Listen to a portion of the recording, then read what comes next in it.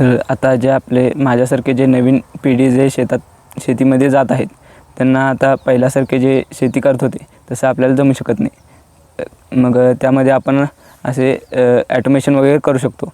त्यामुळे आपले कामसुद्धा वाचतं, खर्चसुद्धा वाचतो आणि टाईम टू टाईम आपला शेड्यूलसुद्धा बसू शकतो चांगला.